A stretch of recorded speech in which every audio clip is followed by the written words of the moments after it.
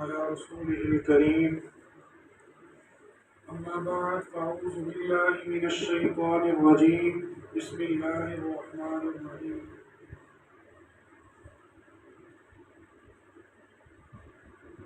سب سے پہلے تو آپ تمام احباب صدحابہ مبارک کے مستحق ہیں کہ جنہوں نے رمضان المبارک کے پورے مہینے میں اللہ تعالیٰ کی پاک کلام قرآن مجید فرقان حمید تراویح کے اندر سنانے والے بھی مبارک کے مستحق ہیں اور سننے والے بھی مبارک کے مستحق ہیں۔ اللہ تعالیٰ سننے والوں کا سننا اور سنانے والوں کا سنانا اپنی بارگاہ میں قبول و منظور فرما لے۔ رمضان اور قرآن ان دونوں کا چولی دامن کا ساتھ ہے۔ ایک بندہ کہے کہ میں رمضان میں صرف روزے ہی رکھوں گا، قرآن نہیں پڑھوں گا، اور دوسرا بندہ کہے کہ میں رمضان میں صرف قرآن پڑھوں گا، روزے نہیں رکھوں گا، تو یہ بات سمجھ میں نہیں آتی، کیونکہ اللہ تعالیٰ نے لوح محفوظ میں ہی قرآن مجید میں اللہ تعالیٰ نے یہ فرما دیا تھا کہ شہر رمضان الذی انزل فیہ القرآن، کے لوگوں رمضان ایسا مہینہ ہے کہ جس میں اللہ نے قرآن کو اتارا، اور یہ اسی مہینے کی فضیلت ہے۔ نبی علیہ السلام رمضان المبارک کے مہینے میں دور کیا کرتے تھے، جبریل امین دنیا پر تشریف لے کر آیا کرتے تھے، جس کو فرشتوں کا سردار کہا جاتا ہے۔ وہ رمضان المبارک میں دنیا پہ تشریف لے آیا کرتے تھے، اور آپ علیہ السلام جبریل امین کے ساتھ قرآن مجید کا دور کیا کرتے تھے۔ دور سے مراد کہ ایک دفعہ قرآن سننا اور ایک دفعہ سنانا، جس طرح حفاظ کرام دور کرتے ہیں نا رمضان میں منزل کا، اس طرح آپ علیہ السلام جبریل امین کے ساتھ دور کیا کرتے تھے۔ اور جو آپ علیہ السلام کا زندگی کا آخری رمضان تھا، اس رمضان آپ نے 2 دفعہ دور کیا تھا۔ اس سے اس فضیلت کا پتہ چلتا ہے کہ رمضان المبارک یہ خاص مہینہ ہے جس میں قرآن مجید کثرت کے ساتھ پڑھا جاتا ہے۔ اس مہینے کی ایک خاص عبادت جس کو کہا جاتا ہے روزہ رکھنا، صبح سے لے کر شام تک اللہ تعالیٰ کے حکم کے مطابق ایک موحد مسلمان بھوکا رہتا ہے، پیاسا رہتا ہے، حرام تو حرام رہ گیا، حلال چیزوں کے بھی قریب نہیں جاتا۔ یہ اس مہینے کی ایک خاص عبادت ہے۔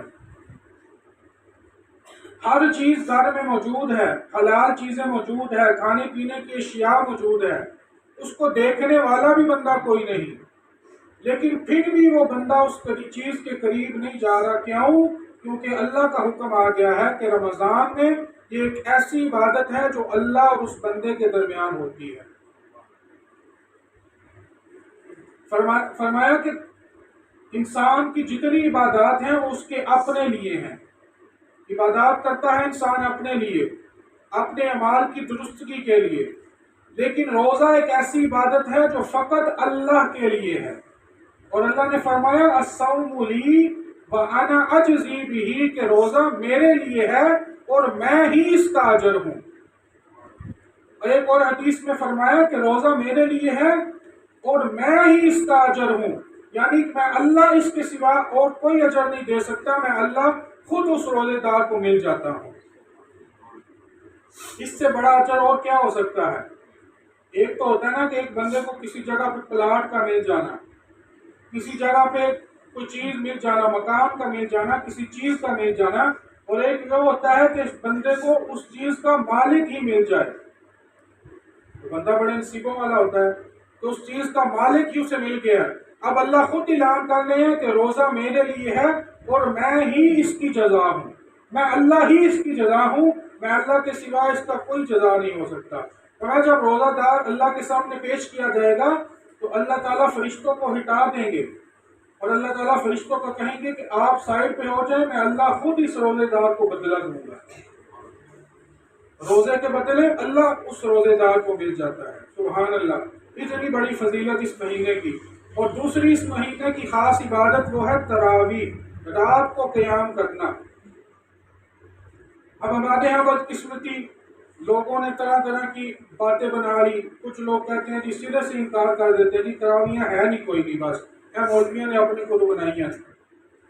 کچھ کہیں گے جی 8 پڑھ لیں، کچھ کہیں جی 12 پڑھ لیں۔ یاد رکھیں نبی علیہ السلام کی زندگی میں جب رمضان آیا، آپ علیہ السلام نے قیام کیا آدھی رات تک، حدیث میں آتا ہے۔ کتنی رات جی؟ آدھی رات تک آپ علیہ السلام قرآن پڑھ رہے ہیں اور صحابہ پیچھے کھڑے ہو کر قرآن سن رہے ہیں۔ دوسری رات آئی، آپ علیہ السلام نے رات کے 3 حصے قیام کیا، رات کے 3 حصے قیام کیا اور صحابہ کرام پیچھے کھڑے ہو کر ٹک کے قرآن مجید سن رہے ہیں۔ ایک تو ہوتا ہے نا کہ میں قرآن پڑھوں، حرم کا امام قرآن پڑھے، کوئی قاری اتنا خوبصورت قرآن پڑھنے والا قرآن پڑھے تو بندہ کہتا ہے کہ بس قاری صاحب پڑھتے جائیں اور ہم سنتے جائیں، اور ایک صاحب قرآن خود قرآن کی تلاوت کرے تو وہ کیا منظر ہوگا۔ آپ علیہ السلام قرآن کی تلاوت کر رہے ہیں اور صحابہ کرام پیچھے کھڑے ہو کر قرآن سن رہے ہیں، اور آپ نے رات کے 3 حصے قیام کیا۔ تیسرا دن آ گیا، تیسری رات آ گئی، آپ علیہ السلام نے ساری رات قیام کیا۔ صحابہ کرام فرمانے لگے کہ ہمیں ڈر لگ گیا کہ کہیں ہماری سحری نہ رہ جائے، کہیں ہمارا روزہ نہ رہ جائے۔ ہم جلدی سے اپنے گھروں کو گئے اور جا کر سحری تناول کی اور روزہ رکھا۔ اب چوتھا دن آیا، سارے صحابہ جمع ہیں، مسجد نبوی بھر گئی ہے، تو دور دور تک پتہ چل گیا کہ آپ علیہ السلام رات کو قیام کرتے ہیں، قرآن مجید سناتے ہیں۔ وہ صحابہ کرام کا جمع غفیر ہے۔ عشاء کی نماز ہو گئی، آپ علیہ السلام نماز پڑھا کر حجرے میں گئے، صحابہ کرام انتظار فرما رہے ہیں کہ ابھی اللہ کے نبی باہر آتے ہیں اور ہمیں قرآن سناتے ہیں۔ رات کا کچھ حصہ گزرا، آپ اپنے حجرے میں آرام فرمایا، صحابہ کرام وہ سوچ رہے ہیں کہ شاید اللہ کے نبی کو یاد نہیں رہا، اللہ کے نبی بھول گئے ہیں کہ آج قیام کرنا ہے۔ آدھی رات تک انتظار کیا، صبح تک انتظار کیا۔ آپ علیہ السلام جب فجر کی نماز کے لیے باہر آئے تو آپ نے فرمایا کہ صحابہ آپ کیا سمجھے تھے کہ میں بھول گیا ہوں قیام کرنے کے لیے؟ نہیں، یہ میرا عمل اللہ کو اتنا پسند آیا ہے کہ میں محمد اگر آج رات بھی نکل کر قیام کرتا تو مجھے ڈر لگ گیا تھا کہ اللہ میری امت پر تراویح کو فرض نہ قرار دیتا، میری امت مشقت میں نہ پڑ جاتی۔ 5 نمازیں وہ ہمارے لیے بڑی مشکل ہو گئی ہیں، اور اگر 20 تراویحیں بھی فرض ہو جاتی تو پھر کیا ہونا تھا۔ آپ نے فرمایا اللہ کو یہ عمل اتنا پسند اور اتنا محبوب لگا کہ میں ڈر گیا تھا کہ اگر میں آج نکل کر بھی تراویح پڑھاتا تو اللہ نے میری امت پر فرض کر دینا تھا۔ اتنا محبوب ترین عمل۔ اور اس کے بعد کیا معمول ہوا کرتا تھا صحابہ کرام کا کہ صحابہ کرام تولیوں کی شکل میں ایک تولی ادھر ایک تولی ادھر مسجد نبوی میں کھڑے ہو کر تراویح سنایا کرتے تھے، قیام کیا کرتے تھے۔ حضرت عمر فاروق کا دور آیا تو حضرت عمر فاروق نے اپنے دور میں کیا کیا کہ ان تمام تولیوں کو اکٹھا کر کر ایک نماز کی شکل دے دی اور 2 قاری متعین کیے۔ ایک قاری کی ڈیوٹی ہوا کرتی تھی، وہ نماز اور 10 رکعتیں پہلی پڑھایا کرتا تھا، اور دوسرا قاری دوسری 10 رکعتیں اور 7 وتر پڑھایا کرتا تھا۔ یہ حضرت عمر فاروق رضی اللہ تعالیٰ عنہ انہوں نے یہ ترتیب دی تھی نماز تراویح کی۔ اور یاد رکھیے گا آج بھی کچھ لوگ آپ کو کہیں گے یہ بدعت ہے، یہ آپ کے دور میں نہیں تھا، یہ بعد میں بنی ہے۔ تو اللہ کے نبی کی حدیث کو یاد رکھیے گا، آپ نے فرمایا انہو من یعش من بعدی فسیری اختلافا کثیرا۔ میری امت کے لوگوں مجھ محمد کی ایک بات یاد رکھنا، جب میں اس دنیا سے چلا جاؤں گا تو میرے جانے کے بعد آپ اس دنیا میں بڑے فتنے اور فساد دیکھیں گے۔ کوئی کہے گا جی روزے معاف کرا دو، کوئی کہے گا جی تراویحاں 8 کر لو، کوئی کہے گا جی آئی کوئی نہیں آتے، آئی مولویاں نے اپنے کو کڑیاں نے۔ فرمایا بڑے فتنے اور فساد آئیں گے اس امت میں، لیکن تم نے کیا کرنا ہے، علیکم بسنتی وسنت الخلفاء الراشدین۔ اس وقت تم پر لازم اور ملزوم ہے کہ تم میری سنت اور میرے صحابہ کی سنت کو مضبوطی کے ساتھ پکڑ لو۔ جو بندہ بھی میری سنت اور میری صحابہ کی سنت کو مضبوطی کے ساتھ پکڑ لے گا وہ کبھی بھی گمراہ نہیں ہوگا۔ یہ لمحہ فکری ہے ان لوگوں کے لیے جو کہتے ہیں کہ نبی کے دور میں نہیں تھی، بعد میں ہوئی ہے۔ تو آپ کیا فرما رہے ہیں؟ علیکم بسنتی وسنت الخلفاء الراشدین، تم پر لازم ہے میری سنت اور میرے صحابہ کرام کی سنت، میرے خلفاء راشدین کی سنت۔ اور یاد رکھیے یہ کوئی معمولی کام نہیں جو آپ کر رہے ہیں کہ حافظ صاحب مصلی پر کھڑے ہو کر تراویح سنا رہے ہیں اور آپ پیچھے کھڑے ہو کر سن رہے ہیں، بس سنا پورا مہینہ سنا اور گھر جا کر رام کیا، یہ کوئی کام نہیں۔ یاد رکھیے اللہ کے نبی صلی اللہ علیہ وسلم نے فرمایا کہ اللہ کا ذکر جس جگہ پر کیا جائے، قرآن مجید کی تلاوت جس جگہ پہ کی جائے، اللہ کے فرشتے اس جگہ پر آ کر سیر کرتے ہیں اور جا کر اللہ کو یہ بتاتے ہیں کہ اللہ جی آپ کے فلاں بندے آپ کی مسجد میں کھڑے ہو کر آپ کی تلاوت کر رہے ہیں، قرآن مجید کی تلاوت کر رہے ہیں، آپ کا ذکر کر رہے ہیں، آپ کی تسبیحات کر رہے ہیں۔ تو اللہ تعالیٰ ان فرشتوں سے پوچھے گا، فرشتوں مجھے بتلاؤ تو صحیح نا کہ وہ بندے کیا مانگتے ہیں۔ فرشتے کہیں گے اللہ جی وہ آپ کی رضا مانگ رہے ہیں۔ اللہ تعالیٰ فرمائیں گے کیا میرے بندوں نے مجھے دیکھا ہے؟ فرشتے کہیں گے نہیں اللہ جی آپ کے بندوں نے آپ کو نہیں دیکھا۔ اللہ تعالیٰ فرماتے ہیں اگر میرے بندے مجھے دیکھ لیں تو پھر؟ فرشتے کہیں گے اللہ جی اگر آپ کے بندے آپ کو دیکھ لیں تو وہ دن رات ہر لحظہ آپ کا ذکر اور قرآن مجید کی تلاوت کرتے رہیں، آپ کو یاد کرتے رہیں کثرت کے ساتھ۔ فرمایا میرے بندے کس چیز کی طلب کرتے ہیں؟ فرشتے کہیں گے اللہ جی وہ جنت کی طلب کرتے ہیں۔ اللہ تعالیٰ پوچھیں گے فرشتوں مجھے بتلاؤ تو صحیح نا کہ میرے بندوں نے جنت دیکھی ہے؟ فرشتے کہیں گے نہیں اللہ جی آپ کے بندوں نے جنت کو نہیں دیکھا۔ اگر جنت کو دیکھ لیں تو فرمایا پھر وہ اپنی ساری زندگی کی ہر لحظہ ہر حصے میں آپ کی ذکر کریں، آپ کی قرآن مجید کی تلاوت کریں، آپ کو یاد کریں کثرت کے ساتھ۔ اللہ تعالیٰ فرماتے ہیں میرے فرشتوں گواہ ہو جاؤ، میں نے اپنے بندوں کو اپنی رضا بھی دے دی اور میں نے ان بندوں کو اپنی جنت بھی عطا کر دی۔ کون بندے؟ جو مجھے یاد کرتے ہیں، جو مسجد میں میرے گھر میں آ کے مجھے یاد کرتے ہیں، میں اللہ نے انہیں اپنی رضا بھی دے دی اور اپنی جنت بھی دے دی۔ اور یہ اتنا بڑا عمل ہے قرآن مجید سننا اور سنانا۔ جو بندہ قرآن کی تلاوت کرتا ہے اللہ تعالیٰ کے فرشتے آ کر اس کے لیے دعائیں کرتے ہیں۔ احادیث مبارکہ میں ایک واقعہ ہے، صحابی کا نام ہے اسید ابن حضیر رضی اللہ تعالی عنہ۔ ایک دفعہ اپنے گھر میں قرآن مجید کی تلاوت کر رہے ہیں اور قریب ان کا بیٹا یحییٰ وہ بھی آرام کر رہا ہے، سویا ہوا ہے اور پاس ان کا گھوڑا بھی باندھا ہوا ہے۔ پہلے اتنے بڑے محل تو ہوا نہیں کرتے، چھوٹے چھوٹے گھر ہوا کرتے تھے، مٹی کے، چھوٹی چھوٹی دیواریں۔ کمرے میں تلاوت کر رہے ہیں، ساتھ ان کا بیٹا بھی سو رہا ہے اور ساتھ گھوڑا بھی ان کا بندھا ہوا ہے۔ جب قرآن مجید کی تلاوت کرتے ہیں تو گھوڑا اچھلنے لگتا ہے، قرآن مجید کی تلاوت بند کر دیتے ہیں، گھوڑا بھی آرام سے کھڑا ہو جاتا ہے، پھر قرآن مجید کی تلاوت شروع کر دیتے ہیں، پھر گھوڑا اچھلنا شروع کر دیتا ہے۔ 2-3 دفعہ یہ ماجرا ہوا، تلاوت بند کی، گھوڑا بھی آرام سے بیٹھ گیا۔ جب تلاوت شروع کرتے تھے تو گھوڑا بھی اچھلنے لگ پڑتا تھا۔ فرماتے ہیں میں ڈر گیا کہ میرے بیٹے کو زخمی نہ کر دے، میرا بیٹا قریب سویا ہے، اس کو نقصان نہ پہنچا دے۔ فرماتے ہیں میں نے تلاوت کو بند کیا اور باہر گیا، دیکھوں ماجرا کیا ہے، گھوڑے کو کیا ہوا ہے۔ جب میں باہر گیا تو دیکھا کہ میرے آسمان کی طرف بہت ساری روشنیاں یوں اٹھ کر آسمان کی طرف بلند ہو رہی ہیں۔ جب میں نے یہ ماجرا دیکھا تو بڑا حیران اور بڑا دنگ رہ گیا کہ یہ کیا معاملہ ہے۔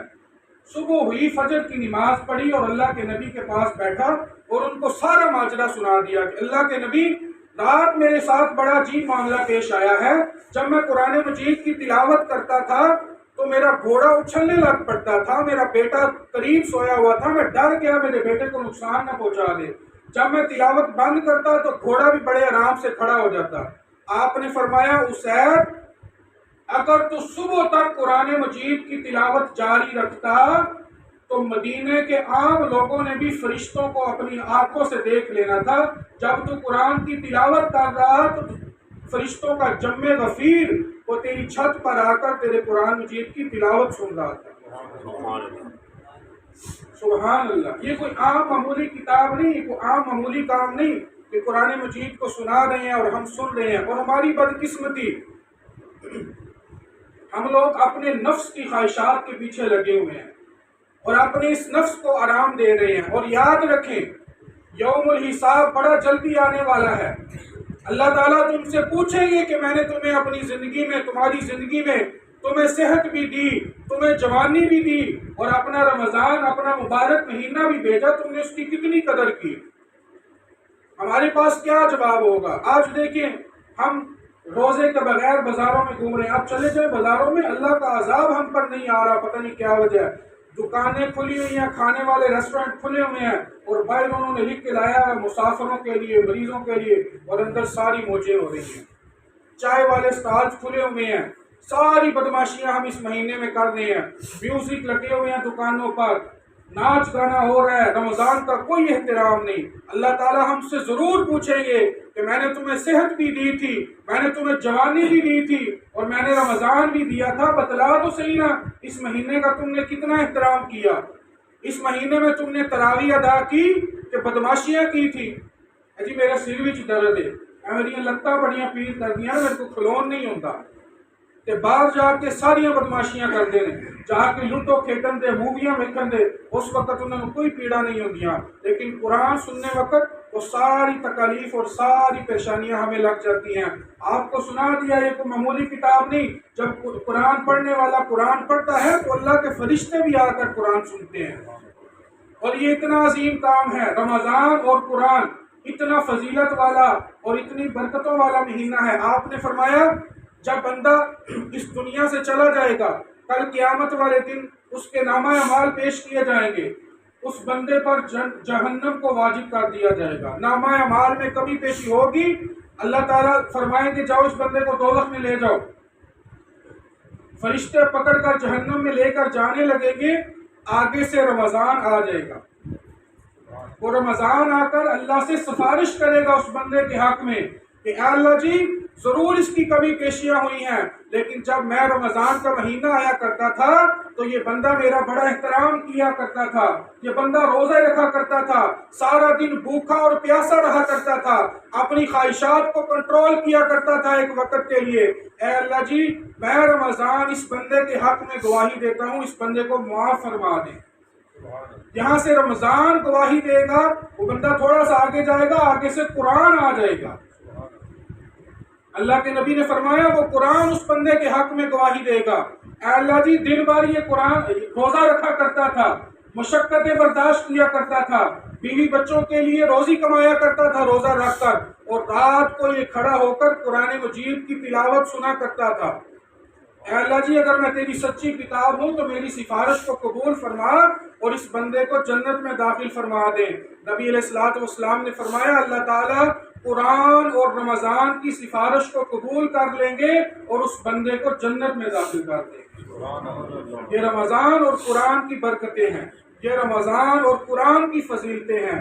ہائے ہم لوگ اس چیز سے بڑا دور چلے گئے، ہم لوگوں نے اپنی نفس کی خواہشات کو اتنا اپنے اوپر لاگو کر لیا کہ ہم لوگوں کو اس کی قدر ہی کوئی نہیں رہی کہ رمضان کیا چیز ہے اور قرآن کیا چیز ہے۔ تو میرے دوستو جتنے دن باقی رہ گئے ہیں اپنے آپ سے تہیہ کر لیں، اپنے دل سے یہ ارادہ کر لیں کہ جتنے دن باقی رہ گئے ہیں وہ ہم نے رمضان کے روزے بھی رکھنے ہیں اور رات کو تراویح بھی سننی ہے۔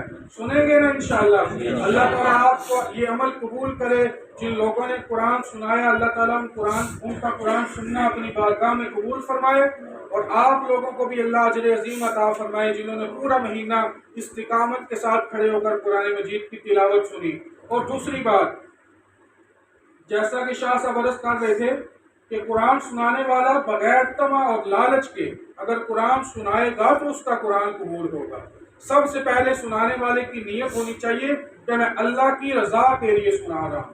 جب اس کی نیت میں ذرا بھی گڑبڑ اور ملامت آ جائے گی نا کہ پیسے ذرا چوبالب بن دے، یقین کریں اس کا پورا مہینہ مصلی پہ کھڑا ہونا ضائع ہے، اور آپ وہ جو پیچھے لوگ سن رہے ہیں نا ان کا بھی ضائع۔ بڑے نکل رہے ہیں، آپ جائیں ہمارے شہر میں ایسے ایسے قاری اور ایسے حافظ ہیں وہ پہلے ڈیمانڈیں کرتے ہیں کہ ہم آپ کے تراویح پڑھائیں گے، ہم اتنے لاکھ روپے لیں گے، ہم اتنے ہزار روپے لیں گے، یاد رکھیں وہ سارے کا سارا عمل ان کا ضائع ہے۔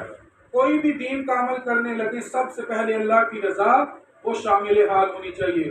ان لوگوں نے آپ کے ساتھ پورا مہینہ گزارا، قرآن مجید کی تلاوت کی، آپ نے تلاوت کو سنی، اب آپ کا بھی حق بنتا ہے کہ اپنی خوشی کے ساتھ، میں یہ نہیں کہہ رہا کہ ضرور اپنی خوشی کے ساتھ جتنا ہو سکے ان حفاظ کے ساتھ ضرور تعاون کریں۔ اللہ تعالیٰ آپ کی مال اور آپ کی جان میں برکتیں عطا فرمائیں۔ جو تعاون کرنا چاہتا ہے حضرت شاہ صاحب سے رابطہ کریں، یہ پروگرام کے بعد ان کے ساتھ تعاون کریں۔ یہ صرف شاہ صاحب کا کام ہی نہیں ہے کہ یہ پورے مہینہ ان حافظوں کی خدمتیں کریں، ان کو اپنے پاس سے دیں، اللہ ان کو اجر عظیم عطا فرمائے، یہ بھی کرتے ہیں، لیکن آپ کا بھی حق بنتا ہے کہ آپ بھی ان حفاظ کے ساتھ اچھا تعاون کریں تاکہ وہ بھی عید کی خوشیاں اچھے طریقے کے ساتھ منا سکیں۔ اللہ سے دعا ہے کہ اللہ تعالیٰ ہمارے اس عمل کو اپنی بارگاہ میں قبول فرمائے۔ تراویح جو پڑھی حفاظ نے اس میں اگر کوئی کمی پیشی ہے تو اللہ اپنی رحمت کے ساتھ دور فرما دے اور اپنی بارگاہ میں اللہ قبول فرما لے۔ یہ قبولیت کی گھڑیاں ہوتی ہیں جب قرآن مجید کی تکمیل ہوتی ہے نا، نبی علیہ الصلوۃ والسلام نے بہت سی حدیث میں بتایا، بہت سی گھڑیاں ایسی ہوتی ہیں جو قبولیت کی ہوتی ہیں۔ ان میں ایک گھڑی یہ بھی ہوتی ہے کہ جب قرآن مجید کی تکمیل ہو اس وقت بندہ جو بھی اللہ سے دعا مانگے تو اللہ تعالیٰ وہ دعا ضرور بھی ضرور قبول کرتے ہیں۔ اس لیے اب ہم دعا مانگیں کہ اللہ سے اللہ تعالیٰ ہمیں بھی ہمتیں دے، ہمیں توفیقیں دے، جتنے دن باقی رہ گئے ہیں ہمیں رمضان کی قدر کرنے کی توفیق عطا فرمائے۔ دعا مانگنے کا طریقہ سب سے پہلے سورہ فاتحہ پڑھی جاتی ہے، اس کے بعد آپ علیہ الصلوۃ والسلام پر درود پڑھا جاتا ہے، اور اس کے بعد دعا کرتے ہیں، بڑے خلوص کے ساتھ دعا مانگیں گے۔ ہاں جی، دعا کے بعد انشاءاللہ آپ لوگوں کا احترام بھی کیا جائے گا، اپنی اپنی نشستوں پہ تشریف رکھیے گا۔ الحمدللہ رب العالمین الرحمن الرحیم مالک یوم الدین ایاک نعبد و ایاک نستعین اهدنا الصراط المستقیم صراط الذین انعمت علیہم غیر المغضوب علیہم ولا الضالین آمین۔ اللهم صل على محمد وعلى آل محمد كما صليت على إبراهيم وعلى آل إبراهيم إنك حميد مجيد۔ اللهم بارك على محمد وعلى آل محمد كما باركت على إبراهيم وعلى آل إبراهيم إنك حميد مجيد۔ اللہ کریم جی معاف کرنے والا ہے، معاف کرنے کو پسند فرماتا ہے۔ اللہ ہم سب تیرے دربار میں بیٹھے تجھ سے معافی مانگ رہے ہیں۔ اللہ جو بھی گناہ کیے، چھپ کر کیے، ظاہر کیے، ہم سب کی معافی مانگتے ہیں۔ اللہ جی ہمیں معاف فرما دے۔ اللہ جی جتنے بیمار ہیں گھروں میں، ہسپتالوں میں، سب کو شفائے کاملہ عاجلہ مستمر عطا فرما دے۔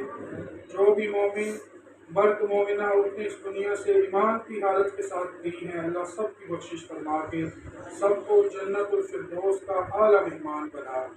اے اللہ جی جتنے بھی بیمار اور جتنے بھی ضعیف بیمار ہیں اللہ سب کو شفائے کاملہ عاجلہ مستمر عطا فرما۔ اے اللہ رمضان کی یہ گھڑیاں ہم سے جدا ہو رہی ہیں، جتنے دن باقی رہ گئے ہیں اللہ ہمیں ہمتیں، ہمیں صحتیں عطا فرما کہ ہم اس کی قدر کر سکیں، ہم اس کی قدر کریں اور ہم تجھے راضی کر سکیں۔ اے اللہ جتنی بھی عبادتیں کی، قرآن مجید کی تلاوتیں کی، نمازیں پڑھی، تراویح ادا کی، میرے مولا تہجدیں ادا کی، ساری کی ساری محض تیری رضا کے لیے، میرے مولا ان کو قبول فرما کے ہمارے لیے ذخیرہ آخرت اور ذریعہ نجات بنا دے۔ میرے مولا جو والدین اپنے بچے اور بچیوں کے رشتوں کے لیے پریشان ہیں، میرے مولا اپنے غیب سے اسباب پیدا فرما دے۔ میرے مولا جو شادی شدہ جوڑے اولاد کے لیے پریشان ہیں، میرے مولا ان کو اس رمضان میں خوشخبریاں عطا فرما، ان کو نیک اور صالح اولاد عطا فرما دے۔ میرے مولا جو والدین اپنے بچوں کے لیے پریشان ہیں، نافرمان ہیں، میرے مولا اولاد کو اپنے ماں باپ کا فرما بردار بنا دے۔ میرے مولا ہم سب کو بھی اپنے والدین کا فرما بردار بنا دے اور ان کے لیے صدقہ جاریہ بنا دے۔ میرے مولا تو نے دنیا میں ہر قسم کی نعمت سے نوازا ہے، ایک نعمت تیری باقی رہ گئی ہے کہ جب ہم اس دنیا سے جائیں ہماری زبان پر کلمہ جاری ہو جائے، لا الہ الا اللہ محمد رسول اللہ۔ میرے مولا جب اس دنیا سے جائیں تو ایمان کی حالت کے ساتھ جائیں، ربنا تقبل منا انك انت السميع العليم. میرے مولا فلسطینی بھائی بہن بھائیوں کی مدد فرما. میرے مولا اسرائیل کو تباہ و برباد فرما دے. میرے مولا فلسطین کے بہن بھائیوں کی مدد فرما دے. میرے مولا عید کے بعد جلد ہمیں خوشخبری مل جائے کہ فلسطین بہن بھائی آزاد ہو گئے ہیں. میرے مولا ان کی مدد فرما, ان کی غیبی مدد فرما. ربنا تقبل منا انك انت السميع العليم وتب علينا انك انت التواب الرحيم. صلی اللہ تعالی علی خیر خلقه محمد وعلى آله واصحابه اجمعین.